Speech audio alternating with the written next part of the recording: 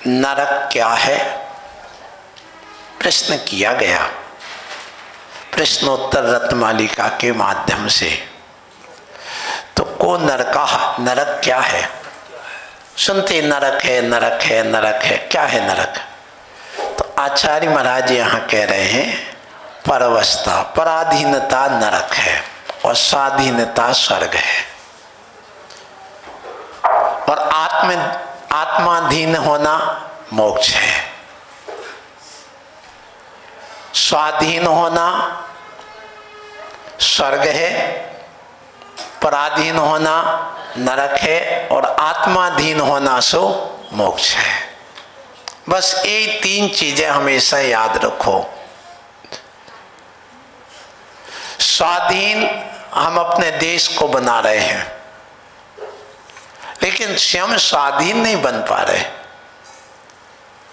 स्वाधीन बनने वाला स्वर्ग में है, अर्थात स्वर्ग जैसे सुख को भोग रहा है, और पराधीन जो है वह नरक भोग रहा है।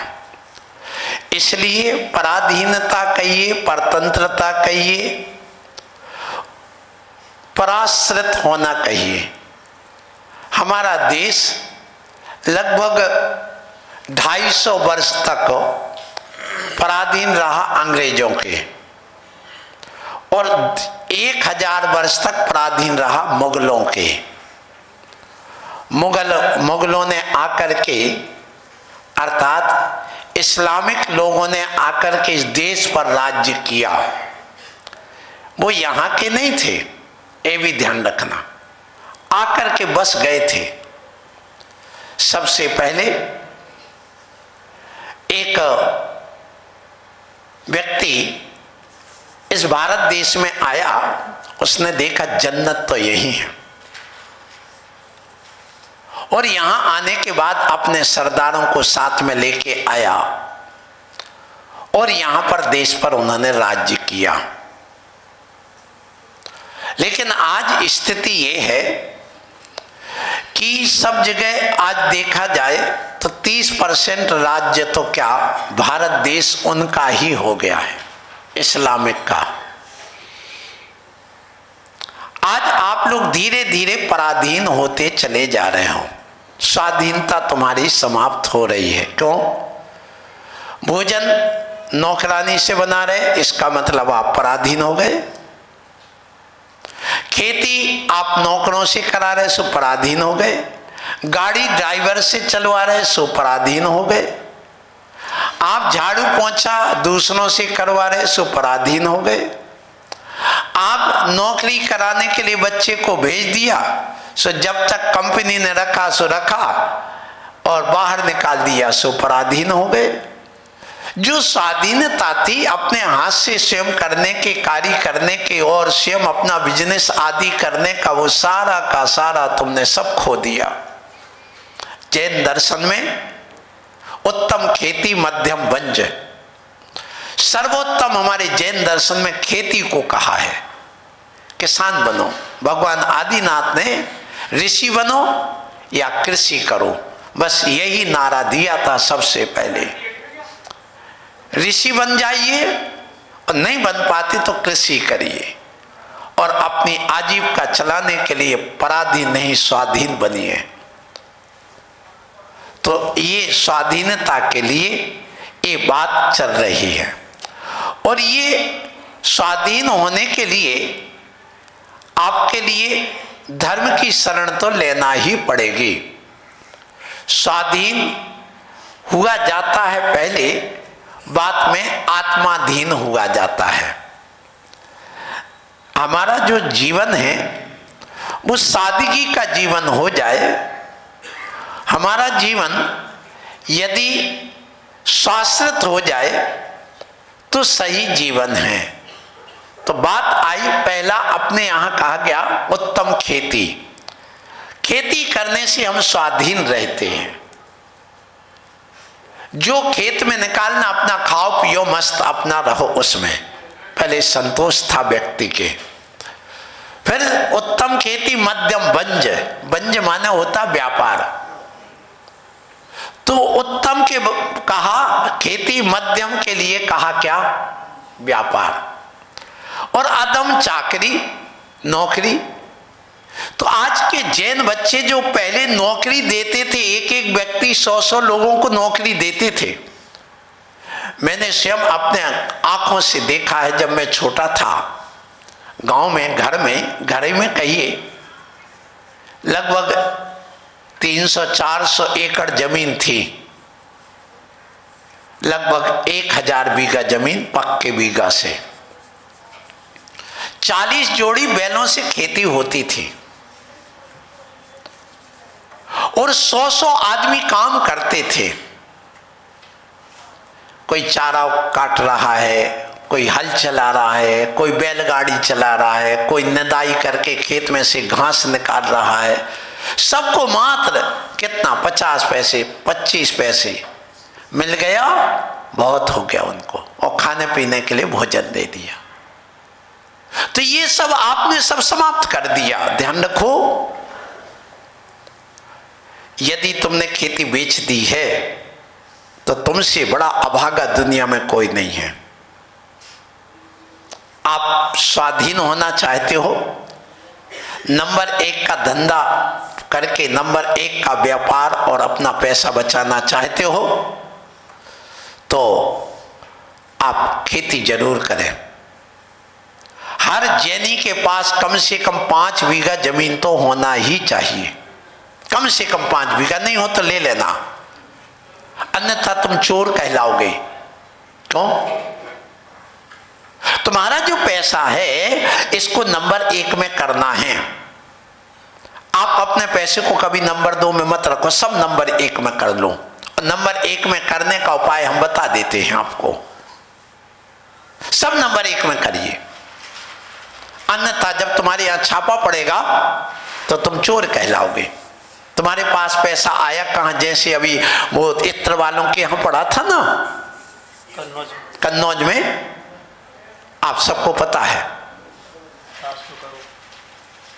तो ऐसे कहीं आप चोर न कहलाओ, तो इसलिए सब नंबर 1 में कर लो। नंबर 1 में करने का उपाय क्या है? आप 5 बीघा जमीन रखिए, हर साल 5 लाख की जमीन, 5 लाख की फसल उसमें से दिखाइए कि 5 लाख के हमारे इसमें सोयाबीन, आलू और गन्ना निकला है। बस हो गया, आप नंबर 1 के हो गए। हर साल 5-5 लाख रुपए नंबर 1 का दिखाओगे, खेती में से आपका नंबर 1 का पैसा होगा सब। आपको टैक्स नहीं लगना, कुछ नहीं होना। और नहीं है तो आप देखो, ध्यान रखना, आज ये स्थिति है, यदि तुम्हारा बेटा बेटी जो विदेश जा रहे हैं कैसे पराधीन हो रहे हैं, जरा गंभीरता से लेना आज का ये विषय। कि देखो, आपने मान लो यहां जमीन बेच दी, अब एक मकान है, अब बेटा चलेगा अमेरिका, वहां रहने लगा। उसने वहां पर एक मकान खरीद लिया, फ्लैट ले लिया और रहने लगा। अब उसको लगा पिताजी तो है नहीं, कोई है नहीं, अब ये मकान क्या, उसने बेच दिया, भारत देश का मकान बेच दिया। अब वहां पर मानो रेड पड़ी, कोई गड़बड़ी हो गई, उन्होंने कहा अपने अपने देश में जाओ, हमारे देश में कोई नहीं रहेगा। बताइए अब उसका क्या होगा? यहां भारत में आने के बाद कहेंगे तुम्हारी क्या यहां पर औकात है, तुम्हारी क्या प्रमाणिकता है कि तुम यहां के हो। तो यहां तुमने सब बेच दिया और वहां तुम्हें भगा दिया गया, तो धोबी का कुत्ता घर का ना घाट का, ये दशा हो जाएगी। इसलिए ध्यान रखो, अपने नाम से एक मकान और 2-4 बीघा 5 बीघा जमीन जरूर रखना। तो हमारा आगे आने वाले समय में कुछ भी नहीं मिलेगा तो आप उसमें कम से कम सब्जी उगा के, भाजी उगा के तो खा लोगे, नहीं तो बड़ी विकट दशा आने वाली है। तो स्वाधीन होने के लिए हमारे भगवान महावीर स्वामी आदिनाथ स्वामी ने क्या कहा? खेती करो, उत्तम खेती है। खेती करने वाला स्वाधीन होता है, नौकरी करने वाला पराधीन होता है। तो पराधीनता क्या है? नरक। पराधीनता नरक है, स्वाधीनता नरक नहीं। तो पराधीन, फिर का किम सौख्यम, सुख क्या है? तो कहते हैं सर्व संग विरति। सुख क्या है? संपूर्ण परिग्रह से विरक्त हो जाना, ना उद्धव को लेना ना माधव को देना, कुछ लेने नहीं है ही नहीं कुछ। जो जितना ज्यादा पैसे वाला है उतना पराधीन है, उतना भयभीत है, उतना डरा हुआ है। और ये मजदूर क्या करता है, दिन भर खाता पीता बस और मजदूरी करता, शाम को बढ़िया सुख की नींद सोता। और जो अमीर आदमी है उसको इनकम टैक्स, सेल टैक्स, ये टैक्स, वो टैक्स, दुनिया की चोरी की डर, छापे का डर, इसलिए उसको ना नींद आती है ना भूख लगती है। दाल का पानी पी रहा है, क्यों? शुगर हो गई है। मीठा नहीं खा रहा है, क्यों? शुगर हो गई है। तेल का तला हुआ घी का नहीं खा पा रहा, क्यों? कोलेस्ट्रॉल बढ़ गया है। नमक नहीं खा पा रहा, क्यों? बीपी बढ़ गया है। अब बताइए, अब प्रोटीन प्रोटीन प्रोटीन की बात करता, वो भी नहीं खा पाता, क्यों? यूरिक एसिड बढ़ गया है, इसलिए हाथ पैर जोड़ों में दर्द होने लगा। पहले तो कहा खूब खा खूब खा। मैं आप लोगों से बताऊं, आप लोगों के चौके में मैं जाता हूं, अमरूद होता ना, अमरूद, उसके कभी छिलके नहीं निकालना चाहिए। आप सब छिलके निकाल के फेंक देते हैं। अमरूद का जो छिलका होता है उसमें स्वर्ण तत्व होता है, और तुमने वही निकाल के फेंक दिया। स्वर्ण तत्व होता माने जो हम स्वर्ण भस्म खाते हैं वो अमरूद में पहले से है। ये जो मयूर पंख है ना, ये मयूर पंख देखिए, ये जो है ना, इसमें भी स्वर्ण भस्म है। जो व्यक्ति अपने बीमार पड़ते हैं, वो हो जाता, क्या बोलते, टीबी हो जाती, पहले मयूर भस्म दी जाती थी। स्वर्ण भस्म नहीं दे पाते थे, जो नहीं खरीद पाते थे उनको मयूर भस्म देते थे। 2 पंख जला दो डॉक्टर साहब, आपको मालूम होगा। तो अब इसमें सोना कहां से आ गया? ये अपने आप प्रकृति का परिणाम है। आप जितने भी दालें खाते हैं सब छिलके वाली खाना चाहिए, सब छिलके वाली खाना चाहिए। क्यों?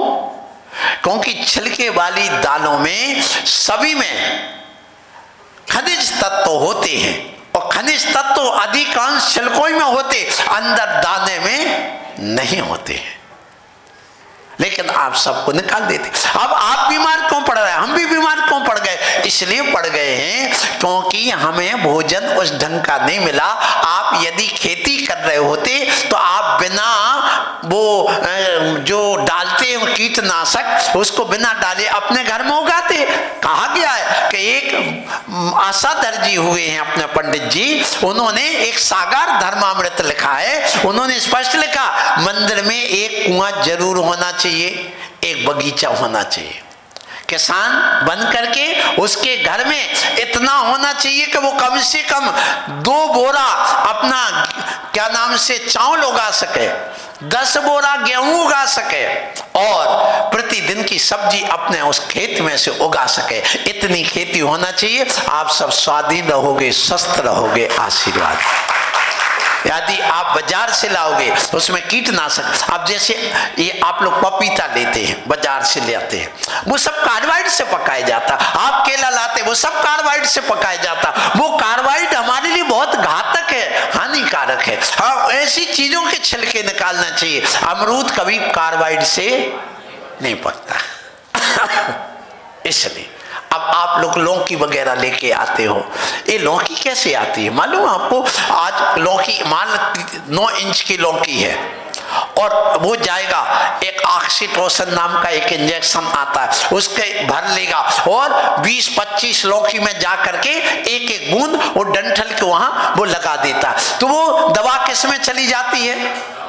उस लौकी में। वो इतनी बड़ी हो जाएगी, 2 दिन में आपके लगभग 1.5 फीट 2 फीट की हो जाएगी, फिर बाजार में आ जाएगी। अब वो दवाई वाली जो दवाई वो खाएगा, वो क्या बोलते हैं, और वो क्या सब्जी लौकी वगैरह, तो क्या होगा, वो दवा तुम्हारे पेट में जाएगी, तो तुम्हारी ग्रंथियां ऐंठेंगी। जो गर्भवती माँ है उसके गर्भपात हो जाएगा, आपकी ग्रंथियों में इफेक्ट पड़ेगा, गलत होगा, स्वास्थ्य बिगड़ जाएगा, ये पराधीनता हो जाती। इसलिए सबसे ज्यादा जो रोगी है वो पराधीन होता, रोगी कभी स्वाधीन नहीं हो सकता है, ध्यान रखना। तो रोग से बचना है, तो यहाँ कह रहे हैं कि आपको रोग से बचोगे, पराधीनता से बचोगे, स्वाधीनता आएगी। स्वाधीनता के लिए आप अपने सुख को प्राप्त करने के लिए स्वाधीन होना पड़ता है। तो सुख क्या है? तो सभी परिग्रह आदि आदि से, झंझट से, विकल्पों से दूर रहो।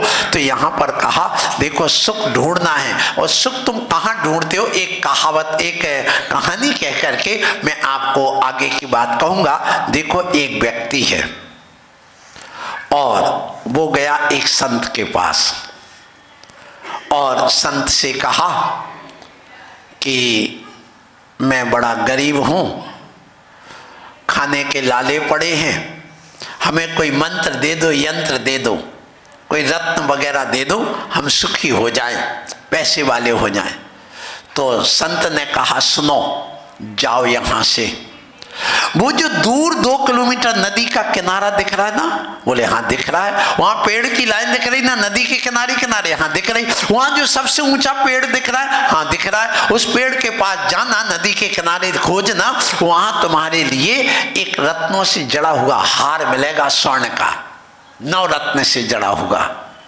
तो वो गया, इधर देखा, उधर देखा, उधर देखा, पानी में देखा, तो पानी में उसको चमचमाता हुआ वह दिख गया। अब जैसे उसने पानी में डूब करके डुबकी लगाई, पानी में डूबने को डुबकी बोलते हैं और तैरने को अलग जो तैरते हैं, तो उसने गोता लगा के डुबकी लगा करके पकड़ना चाहा तो मिट्टी हाथ में आए और वो रत्न वाला हार नहीं आए।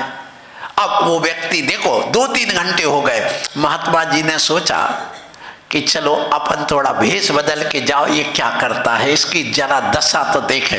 और महात्मा जी पहुंचे, बोले क्यों भैया क्या कर रहा है? तो बोले क्या बताऊं, मैं यहाँ पानी पीने आया था। क्या कहता है? पानी पीने आया था, मेरी पोटली में एक रत्न का हार था, वो नीचे गिर गया। देखो वो पानी में दिख रहा ना, मैं उसको पा रहा हूं, मैं मिल नहीं रहा। बोले ढूंढ ले जा। 2 घंटे बाद फिर आया, घूम घाम करके शाम होने लगी। बोले तुझे शाम हो गई, अभी तक मिला दे? बोले नहीं मिला, क्या करूं, थोड़ी मदद करो। बोले मदद करूंगा मैं तुम्हारी, तो जाओ तुम यहाँ से 200 मीटर दूर जाओ कम से कम, एक फल्लांग। क्यों? और उस तरफ मुंह करके खड़े होना, इस तरफ नहीं होना। बोले तुम मुझे बुद्धू बना रहे हो, तुम लेकर के भाग जाओगे, मुझे झूठ बोल करके लेके रघु चक्कर हो जाओगे। नहीं आप, मैं नहीं करूंगा। बोले मुझे सब पता है, तुम एक महात्मा के पास गए थे? बोले हाँ गए थे। तो क्या हुआ?